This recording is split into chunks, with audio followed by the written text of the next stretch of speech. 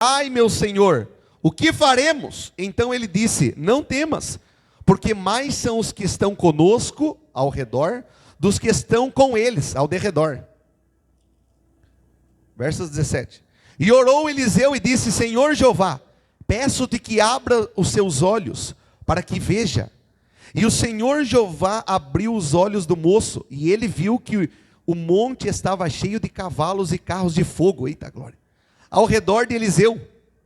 E como desceram contra ele, Eliseu orou ao Senhor Jeová e disse, fere, peço-te que esta gente de cegueira. E ele o feriu de cegueira conforme a palavra de Eliseu. Então Eliseu lhe disse, não é este o caminho, nem é esta a cidade, segui-me e vos guiarei ao homem que buscais. E os guiou a Samaria.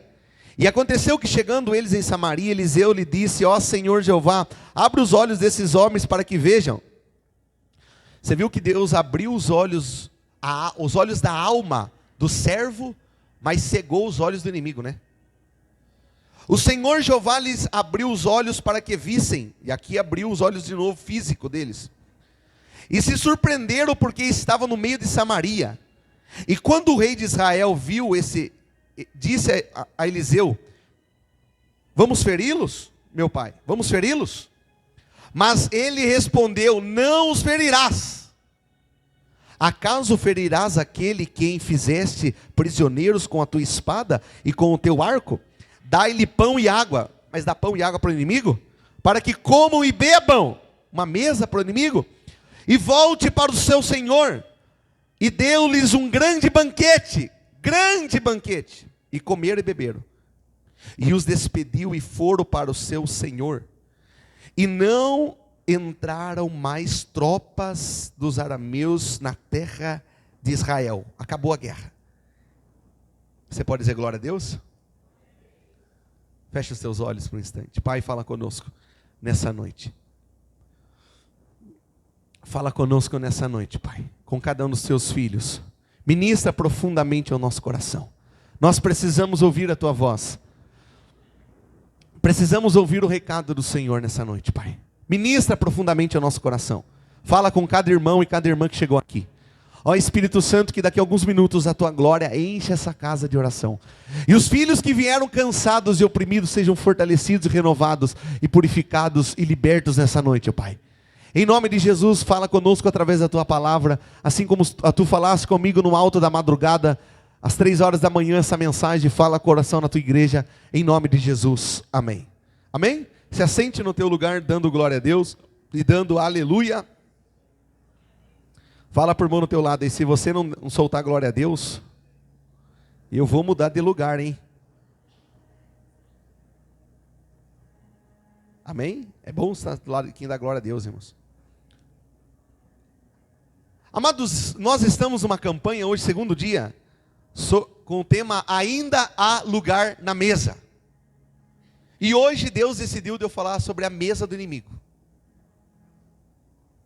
Mas até o final da pregação você vai entender quem é esse inimigo. Amados, aqui Israel está vivendo um momento de guerra contra a Síria. A Síria, o rei da Síria mandava soldados para cercar Israel. Israel se defendia, depois eles mandavam de novo, depois Israel se defendia de novo. Estava tendo uma guerra entre Israel e Síria. Parece até os dias de hoje, né? A guerra que existe entre Israel e muitos dos países ali do Oriente Médio. Está tendo uma guerra no mundo espiritual e no mundo físico. E Israel está sendo constantemente bombardeado. E então Eliseu, a Bíblia diz que ele sabe antecipadamente quando eles iam invadir.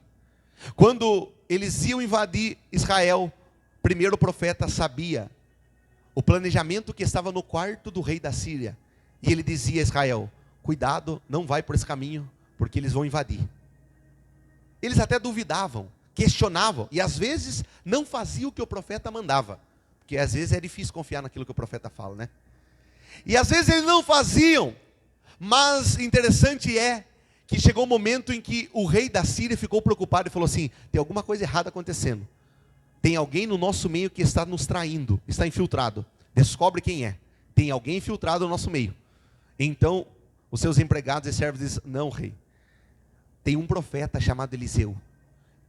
E quando você planeja no seu quarto invadir Israel, ele já vai e avisa a Israel que você vai invadir. Então, amados, aqui eles começam então a querer perseguir o profeta. Eles vão para pegar o profeta Eliseu. Eles usam cavalos, carros e um grande exército. E então a Bíblia diz que quando o servo de Eliseu, ele olha, abre os olhos, e ele olha e vê um grande exército na frente, aleluia, um grande exército acampado em frente aonde eles estavam ali dormindo, ele fica desesperado, e ele fala para o profeta: o que faremos? E o profeta fala: fique em paz, porque você está vendo o derredor, mas eu estou vendo o redor. Amados, então o profeta olha para o servo, aleluia, e ele fala para o servo aquilo que é o primeiro ponto que aqui eu queria trazer a revelação para o teu coração, que Deus falou comigo na madrugada, aleluia, porque o profeta estava vendo carros de fogo, aleluia, e o servo do profeta, embora andasse com o profeta, estava vendo os carros do inimigo. Aí sabe o que o Senhor falou comigo? Como é que você está vendo? Como um profeta? Ou você está vendo como servo? Falei: fala, Senhor, me explica isso. O Senhor falou: vou te explicar, aleluia. O Senhor falou: tem muita gente que está dentro da igreja e está pedindo assim: Senhor, o que eu vou fazer para derrotar esse inimigo? O que eu vou fazer para derrotar esse exército? O que eu vou fazer para derrotar esse inimigo que está aqui de frente comigo?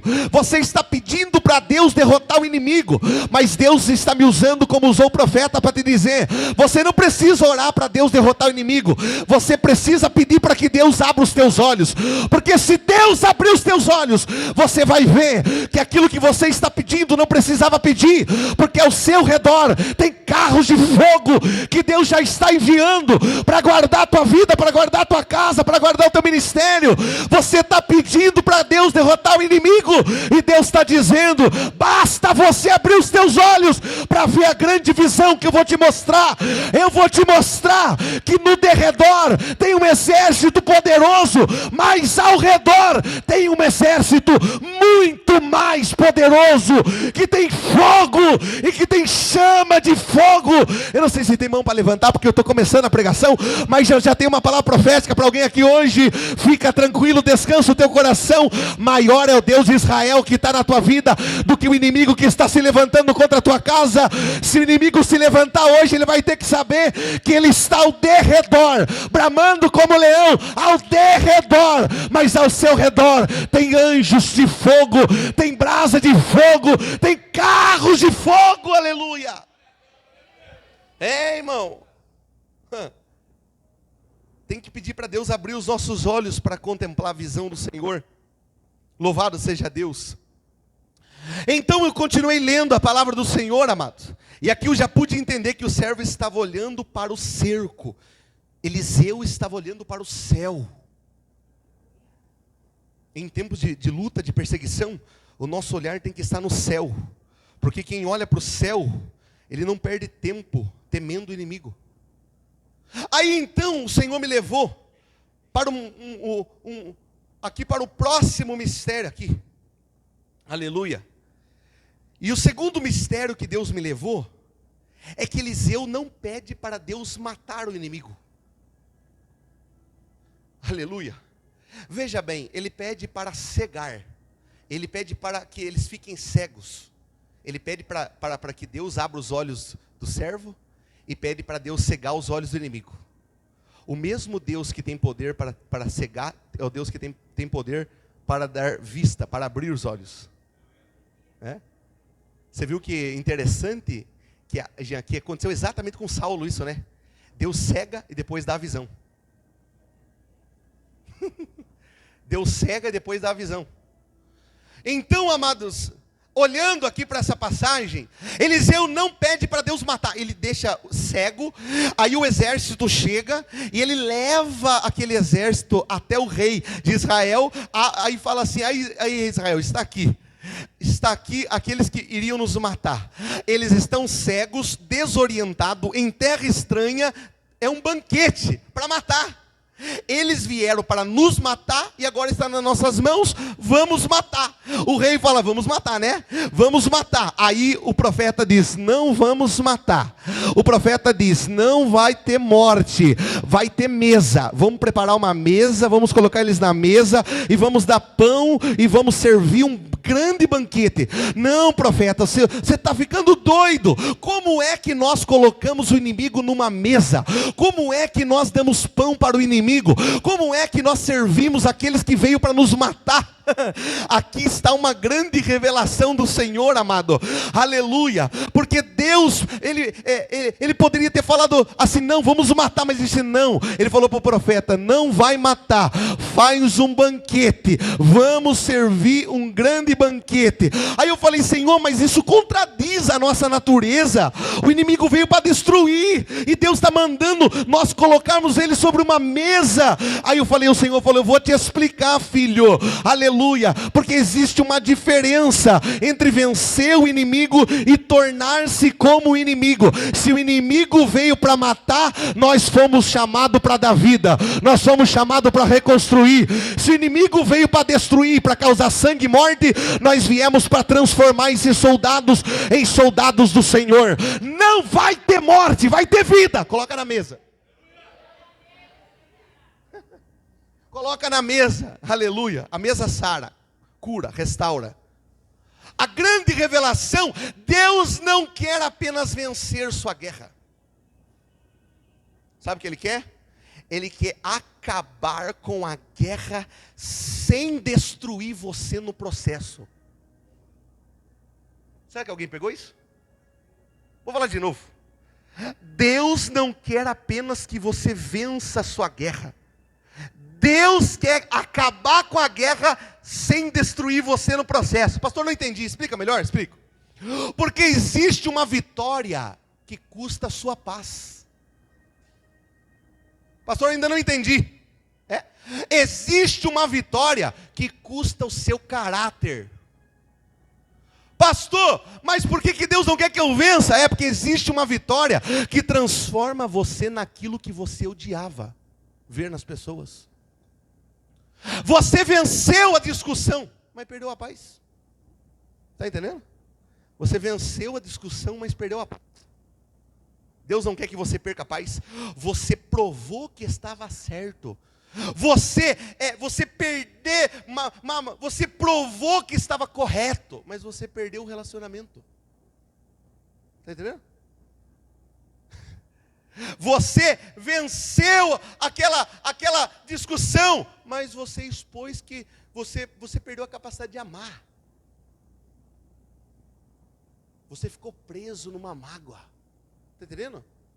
Então você tem que entender, amados, que nem tudo é com espada. Deus falou, vou mostrar para o profeta que essa guerra não se vence com espada, se vence na mesa. Há uma revelação tremenda aqui, irmão. Uma revelação tremenda, porque eu consigo fazer a ligação dessa mensagem com o Novo Testamento, todo o tempo. Eu não vou fazer aqui, mas eu consigo fazer todo o tempo. Quer ver um exemplo aqui? Eu poderia dar um exemplo aqui.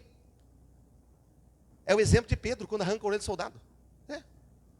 Jesus ensinou a Pedro, essa guerra não se vence com espada, porque você está ferindo aquele que depois da ressurreição pode se converter. Você está entendendo? Tem guerras que não se vence com espada, se vence na mesa. Se vence mostrando para o inimigo, eu poderia matá-lo, mas a minha misericórdia, que eu vou demonstrar por você, vai mostrar o tamanho do Deus que eu sirvo e quem é o Deus que eu sirvo. E por causa da minha atitude, podendo te matar e não te matando, você pode se converter. Eu não sei se alguém pegou essa revelação, hein? Deus falou comigo isso na madrugada. Então, Eliseu manda, aleluia, preparar uma mesa. E aqui, amados, nós chegamos no coração da mensagem. Porque Eliseu fala assim, põe-lhes diante pão e água. Eita, aleluia. Deus serviu o profeta Elias com pão e água. E agora o profeta Eliseu é que serve o inimigo com pão e água. Que loucura, amados. Que mistério. Isso é extraordinário. O exército chegou para matar e Deus mandou preparar comida. Eles vieram como inimigos e foram tratados como convidados. Eles esperavam espada, mas nunca imaginou que Deus ia preparar uma mesa para eles. Está entendendo? Deus vai levar você para o mistério hoje. A mesa é o contrário de espada. A espada diz, eu quero acabar com você. A mesa diz, sente-se. A espada cria distância. Quando você discute com alguém, você cria uma distância. Mas quando você chama para a mesa para conversar, traz proximidade, perdão, restauração, cura. Está entendendo? A espada diz assim, você é meu inimigo. A mesa diz, você é alguém diante de quem Deus ainda pode fazer alguma coisa. Há guerras que Deus não quer que você vença com a espada. Fala para quem está do teu lado aí. Há guerras que Deus não quer que você vença com a espada. Mas Deus quer que você vença com uma mesa. Aleluia. Aí alguém vai dizer assim, pastor, mas então significa que a mesa é passapano? Então significa que todas as vezes eu tenho que levar para a mesa, então significa que eu vou ter que passar pano em todas as vezes? Aí tem um cuidado que nós temos que tomar, amados. Porque Eliseu não disse, vamos fingir que nada aconteceu. Ele não aprovou a violência dos sírios. Mas o que ele está ensinando para nós? Ele está ensinando que não vale a pena a vingança pessoal. Ele está ensinando que se eles continuassem daquele jeito, se eles matassem, você acha que, vamos pensar aqui, se eles matassem os sírios, você acha que a guerra ia acabar? A guerra não ia acabar. Está entendendo? Só ia aumentar a guerra. Mas a mesa resolveu a guerra. A Bíblia fala no final da passagem que nós lemos, que resolveu. Os sírios nunca mais invadiram Israel. Está entendendo? A guerra acabou. Está entendendo, amado? Então, às vezes, ao invés de brigar, às vezes, ao invés de mandar mensagem brigando, ao invés disso, tem que sentar na mesa. A mesa que restaura, a mesa que traz o perdão. Tá? Agora, nós temos que entender que perdão não significa ausência de limites. Não significa que eu tenho que aceitar tudo, não. Amor não significa permitir o abuso. Eu vou deixar, a questão aqui é eu vou deixar o mal mudar mudar a minha essência. Esse é o ponto aqui. O mal não pode mudar a nossa essência, quem nós somos. Nós não podemos mudar porque alguém nos feriu. Nós temos que continuar quem somos. Eliseu respondeu, eu não vou mudar. O inimigo, amados, o inimigo aqui, ele vai ser transformado não pela espada, mas pela mesa. A mesa conseguiu aquilo que a espada não conseguiria. A espada elimina pessoas. A mesa pode eliminar hostilidade, malignidade, crueldade. Ou será que a mesa já não transformou pessoas aqui? Tem alguém que foi transformado na mesa aqui?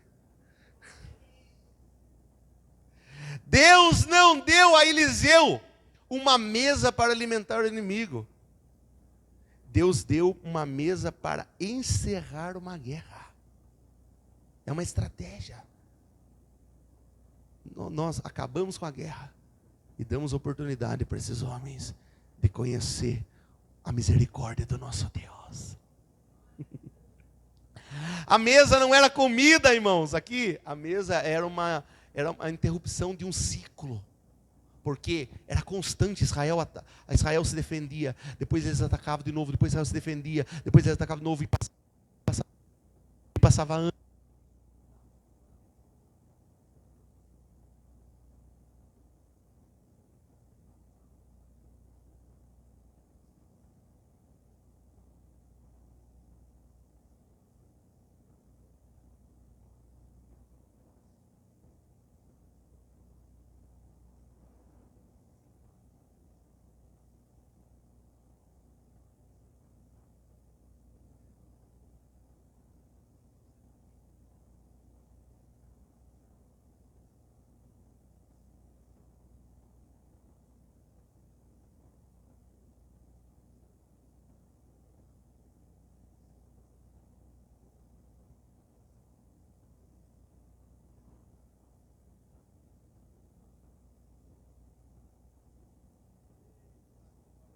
Talvez alguém precise ouvir isso aqui, irmãos. Você não precisa produzir aquilo que fizeram com você, reproduzir aquilo que fizeram com você. Tem que ter o oposto. A mesa como lugar de transformação. Existe uma coisa muito interessante. Deus trabalhava através de mesas. Abraão recebeu visitas a...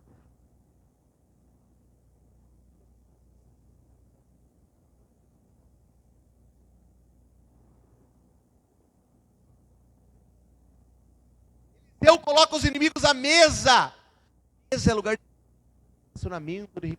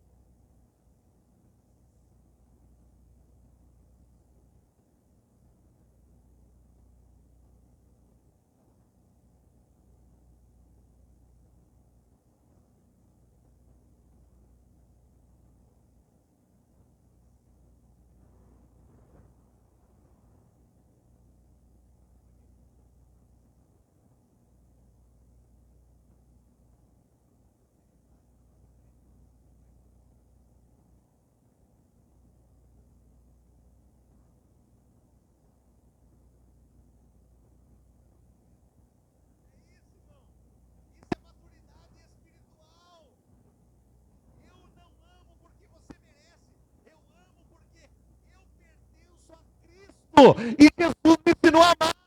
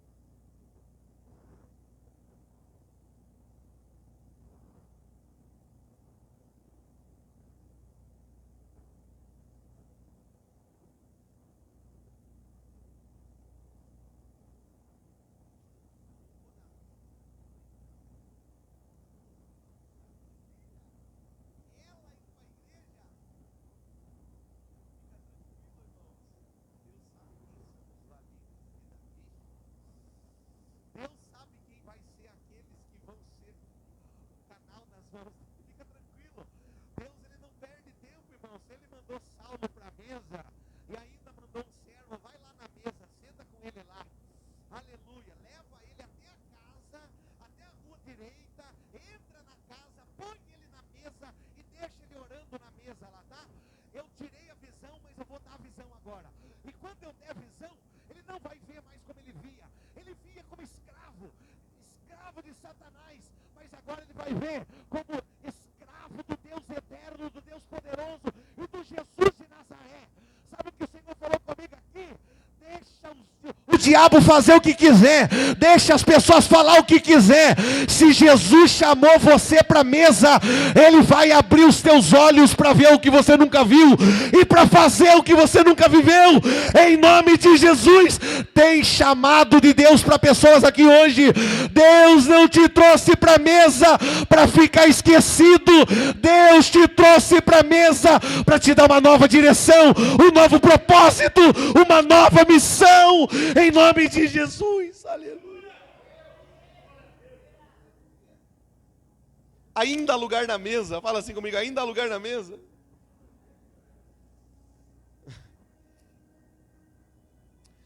Amados, quando o inimigo se assenta na mesa, está ensinando para nós como igreja, eu vou terminar aqui, que nós não temos que perguntar quem é digno de estar aqui, ou só se assenta quem é merecedor. Nós temos que dizer, ainda tem lugar na mesa. Quem estava aqui na semana passada que eu preguei sobre os banquetes, que é o texto-chave da campanha? É interessante os banquetes, porque um falou, eu estou ocupado. E quem está ocupado demais não serve muito para o reino de Deus. Estou ocupado, não dá. Mas você já disse sim, agora que o banquete está pronto, o Senhor está mandando só vir para a festa, já confirmou presença no casamento, no buffet, e não vai. Confirmou presença e não vai. Disse sim pela primeira vez, agora está dizendo não. Estou ocupado, Senhor. Estou ocupado com meus negócios. Então tá bom. E você? Estou ocupado também, não vou poder ir. Estou preocupado com os bois. E você? Estou ocupado também. Aí o Senhor ficou indignado, porque o pai fica indignado quando alguém diz, estou ocupado demais. Para o reino de Deus não esteja ocupado demais nunca. Porque buscai o reino de Deus em primeiro lugar, e as demais coisas vos serão acrescentadas. Reino de Deus não se negocia, não se deixa para o resto, porque sobra.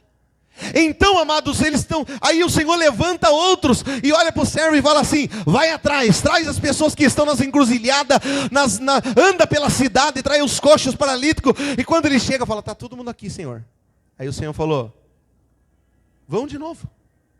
Senhor, mas olha quanta gente já chegou. Já dá para fazer a festa. Dá ou não dá? Já tem 200 pessoas na congregação? Tá bom. Chega, Senhor, já está todo mundo aqui. Não precisa buscar mais ninguém, não. Aí o Senhor falou assim, vai, porque ainda há lugar na mesa. Foi aí que Deus deu a mensagem no meio quando eu estava orando, lendo a Bíblia e orando. Daí a hora que falou assim, o Senhor falou, vai de novo. Mas por que eu vou fazer de novo? Já tem muita gente aqui. Vai de novo. E Deus falou comigo essa campanha. Sabe o que Deus falou comigo nessa campanha? Está tudo bem na igreja quadrangular da Vila Bar, já tem uma quantidade de pessoas já boas, já glória a Deus, a igreja está muito linda, os líderes estão aqui trabalhando, servindo a Deus. Você tem pregado, eu já tenho pregado a verdade, porque aqui nós pregamos a verdade sem medo de pregar a verdade. E nós pregamos a verdade sem cansar de pregar a verdade. E eu falei, tá bom, Senhor. Aí o Senhor falou, ainda tem lugar na mesa. O que você está parado? Tem pessoas para cansar ainda. Ainda tem pessoas que eu vou enviar na igreja. Aí o Senhor falou, então entendi, Senhor. Aí passou uma semana. E daí na outra semana, já começou a chegar pessoa nova na igreja. Já começou a chegar visitante. Começou pessoas que estavam afastadas de Jesus. Começou a voltar para a igreja. E num único culto, quase 10 pessoas voltou para Jesus. Aí o Senhor falou, tá vendo, filho? Ainda tem lugar na mesa. Tu está incomodado, tá está acomodado porque ainda tem lugar na mesa. Ainda tem gente nos becos, nas madrugadas, nas baladas, nas festas, nas favelas, nos cantos da cidade, nos pontos de droga, nos prostíbulos. Ainda tem muita gente que eu vou trazer na igreja quadrangular da Vila Barte. Eu te chamei para ser guerreiro de plantão. Eu te chamei para ser exército. Eu te chamei para ser boca da minha palavra aqui na terra. Então vai, filho, porque ainda tem lugar na mesa. Ainda tem chance para pessoas voltar para Jesus. Aleluia. Eu já estava com saudade de ver isso. Tem lugar na mesa. Fala pro irmão do teu lado aí. Como que tem alguém na sua família que não veio para Jesus ainda? Fala para ele assim, tem lugar na mesa ainda. Talvez está afastado, ferido, vivendo no pecado, abandonou a casa. Ainda tem lugar na mesa. Ainda há lugar na mesa. Ainda tem lugar na mesa. O filho pródigo, quando chegou, ele falou assim, acho que não tem lugar na mesa, né? Será que tem? Eu acho que não tem lugar na mesa. Mas deve ter lugar entre os empregados do meu pai. É que ele não conhecia ainda a parábola dos banquetes, né, irmão? Se o filho pródigo conhecesse a parábola dos banquetes, ele não ia falar, pai, tem um lugar para mim entre os empregados? Ele falaria assim, eu voltei porque eu sei que ainda tem lugar na mesa. Enquanto nós vivemos no tempo da graça, tem lugar na mesa. Mas a porta vai se fechar, não vai? Quem lembra da parábola de Mateus 25, versículo 1 ao 10? E a porta se fechou. Então tem que voltar para Jesus enquanto há tempo. Tem que pregar, tem que anunciar e tem que sair, irmão. O interessante da parábola do banquete é porque ele serve, primeiro ele serve fora, depois serve dentro. Eles vão buscar as almas, traz as almas e depois serve as pessoas que estão na festa. Está entendendo? É os dois trabalhos da igreja, fora e dentro. Dentro nós acolhemos quem chega. E fora nós vamos buscar das garras de Satanás aquelas almas que não vêm de jeito nenhum para a igreja. Vem, em nome de Jesus. Vamos comigo para o culto hoje? Vou passar na sua casa. Você fala assim, vamos comigo para o culto? A maioria das pessoas fala, vamos, qualquer hora nós vai. Essa qualquer hora nunca chega, irmão. Qualquer hora eu vou, nunca chega. Ou demora bastante tempo para vir. Aí você manda de novo, ô irmão, vamos para a igreja como você falou que ia aquele dia, vamos. Daí já ele fala, ih rapaz, já está... Cara, tá ficando chato, hein? Convidou de novo. Vamos para o culto comigo? Ah, cadê eu vou? Aí ele chega na casa, aí tem um dia que ele fala assim, hoje eu vou para a igreja. Se ele mandar o convite, eu vou. Aí você não manda, ele não vem. Ou às vezes ele fala assim, hoje eu vou, para não ficar chato, o terceiro convite, agora eu vou. Aí ele chega na casa, irmão, aí o inimigo já preparou um banquete para ele lá. Falou, o banquete está pronto, senta aí, viu? Larga mão de igreja, outro dia você vai. Dá uma desculpa lá para ele lá. Ou não responde o WhatsApp, deixa para amanhã. Agora quando você fala assim, ó, 6:30 eu estou na porta da sua casa esperando você. Aí o inimigo fica com raiva. Eu falei, esse está mais ousado. Falou que vai buscar na casa. Mas eu vim sozinho para a igreja. Eu também fui sozinho para a igreja. Sozinho no sentido assim que não precisaram insistir 10 vezes para mim. No primeiro convite falou, eu vou. Mas tem muita gente que só vai vir com muita dificuldade. Porque o diabo não quer que ele venha de jeito nenhum. E você precisa ser mais ousado. Nós temos que ser ousado. Fala assim, eu vou passar lá para buscar ele para vir no culto comigo. E a hora que você falar assim, ó, não aceito desculpa. Agora já é o terceiro convite. Não aceito desculpa. Vou passar aí 6:30, 6:30, culto de domingo. 6:30, no máximo, eu estou aí na porta da sua casa esperando você. Não, eu não preciso, eu vou de Uber. Não, não precisa. Não, pode ficar em paz, eu tenho carro em casa. Não, eu faço questão, primeiro dia você vai de carro comigo, eita glória. Está vendo como que você vê o seu inimigo, irmão? Porque se você falar assim, ele fala assim, não, eu vou de Uber, ou eu vou de carro. Eu tenho carro, pastor, fique tranquilo, eu vou. Não vem, irmão, não vem, o diabo não deixa.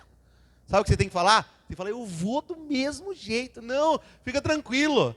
Se ele for uma pessoa que não quer causar problemas, fala assim, não, você é mais simpático que ele. Fala, não, imagina, mano, é um prazer, eu vou aí buscar, eu quero o primeiro dia, eu quero vir junto com você, e eu quero te contar um testemunho no carro, ainda aí, tá glória, você vai vir comigo na igreja. Aí a hora que você já vem contando testemunho para ir no carro, irmão, faz igual o Lucas, eu falo que o Lucas é evangelista do Uber, eu nunca vi isso, irmão, é o primeiro evangelista de Uber que eu vi. Todos os Uber que traz o Lucas aqui na porta da igreja, todos, ele fala assim, ó, eu quero ver você aqui na igreja, hein? Eu quero ver você no culto comigo aqui, hein? Todos os Uber, irmão. Eu nunca vi um negócio desse, irmão. Eu nunca vi uma ousadia como essa de pregar o evangelho para os Uber, irmão. Eu nunca vi isso, hein? Você já pregou para Uber alguma vez? Talvez você fale assim, meu Deus, pastor, agora pegou eu no estreito, hein? Pegou eu pela, né? Ih, nunca preguei no Uber. Nunca fiz isso. Irmão, todos os Uber que trouxe o Lucas na igreja, até hoje ele pregou para o Uber. Que eu vi, que eu fui buscar ele lá, né? Ele pregar para o Uber. Ou quero ver você na igreja aqui, não. Quero ver você aqui. Quero ver você voltar aí. Sabe o que semente é lançada. Quando ele chegar dentro do trono de Deus, o Senhor vai falar assim, ó, meu servo Lucas pregou para você no Uber aquele dia, lembra? Você trouxe ele do Belo Horizonte até a Vila Barte, ele veio pregando para você no carro. Sabe quem? Esses dias eu estava cortando o cabelo, eu encerro aqui, irmãos. Eu estava cortando o cabelo essa semana, e o Senhor falou, vai pregar para o cabeleireiro hoje. Ih, rapaz. Você já pregou para o cabeleireiro alguma vez? Tá vendo como tem lugar que a gente não prega, a gente tinha oportunidade de pregar e não prega? Já pregou para o cabeleireiro uma vez? Eu estava cortando cabelo. Aí eu falei assim, o Senhor falou, vai pregar para o cabeleireiro hoje. Eu falei, como que eu vou pregar? O Senhor falou, eu fiquei esperando. Eu falei, a primeira oportunidade eu dou o bote. Fiquei só esperando, irmão. Aí ele pegou e falou para mim assim, aí jogou eu numa encrenca danada, irmãos. Ele sabia que era da igreja, falou assim, você acredita em... Como que ele falou? Você acredita que a comunicação com a pessoa depois que morre? Ih, como que eu vou explicar isso para ele agora na Bíblia? Daí eu falei, não acredito. Aí ele falou, não é que tem um parente meu que teve um sonho com uma pessoa que morreu esse dia, a pessoa passou um recado para ele, você acredita nesse sonho? Eu falei assim, eu acredito que ele pode ter sonhado, mas não acredito que a comunicação do sonho é verdadeira. Eu falei, e agora? Que estreito que eu entrei. E vai para explicar isso na Bíblia, irmão. Pano para manga. Teve que ir lá em Samuel para explicar a visita de Saul, que era servo de Deus, na casa de uma necromante. E ter que provar para ele que aquela passagem é falsa, que aquela comunicação não era com Samuel. E vai eu tentando explicar. E sabe no que terminou a pregação, enquanto ele cortava o cabelo? Na parábola do rico e Lázaro. Porque ali é o checkmate, irmão. Vou dar uma dica para você. O checkmate contra a reencarnação, contra purgatório, contra a reencarnação, a passagem que mata, ali é um checkmate. Sabe quem já jogou xadrez? É o checkmate. É para ali o rico e Lázaro. Você tem que ler essa passagem exaustivamente. Ali é um mistério. Jesus falou, quem está aí? O rico falou, deixa eu voltar. Ó, quem está aqui não sai mais. Deixa que Lázaro volte lá então. Lázaro volte lá para falar na casa do meu pai. Tem 5 irmãos, deixa ele voltar lá. Daí ele falou assim, não dá também. Então não tem reencarnação também. Até para quem foi salvo não pode voltar nem se comunicar. Não tem como voltar mais. Não tem como mais. Mas quem está lá na terra, você falou que na casa do seu pai tem 5 irmãos? Ouça os servos e profetas que estão lá na terra. Aí sabe como que eu terminei? Sabe como que eu terminei? Eu terminei falando para ele uma palavra muito forte, mas que mexeu tanto com ele, que ele falou que ficou 2 semanas lendo a passagem do rico e Lázaro. Eu terminei falando para ele assim, talvez pessoas que já morreram estão no lugar que o rico estava, de tormento, e estão clamando para que os servos e profetas e mensageiros da terra preguem para seus familiares. Eu falei, e pode ser que eu sou resposta de alguém que clama para que pudesse falar de Jesus para você hoje. Irmãos do céu, eu vi que ele mostrou os 2 braços arrepiados para mim assim, parou de cortar meu cabelo, no finalzinho. Eu voltar a terminar meu cabelo. Aí terminou meu cabelo, aí a hora que eu saí, irmão, ele falou assim, onde que está a passagem? Meu, manda para mim no WhatsApp. Eu falei, opa, você acha que eu vou deixar para mandar amanhã, irmão? Eu nem paguei ele, já falei, já antes de eu pagar, eu já vou enviar a mensagem. Já procurei aqui, já achei aqui já coloquei aqui a passagem do Rick Lazo completo, já mandei para ele na melhor versão. E falei assim, ó, já leia aí, tá? Aí paguei ele e saí. Daqui a pouco eu passei devagarzinho, só para ver, né, irmão? Aí eu passei, ele já estava assim, ó, sentado olhando lá o texto assim, lendo. Daí depois, de uns dias, ele falou para mim assim, nossa, eu li por 2 semanas essa passagem do Rick Lázaro. Está vendo, irmãos? Deus prepara lugar para você pregar o evangelho, tem que pregar. Não é fácil pregar o evangelho, tem hora que você vai ter que entrar no estreito como entrei, mas Deus vai te dar graça, vai te dar sabedoria para você pregar. Amém? Tem que trazer para a mesa.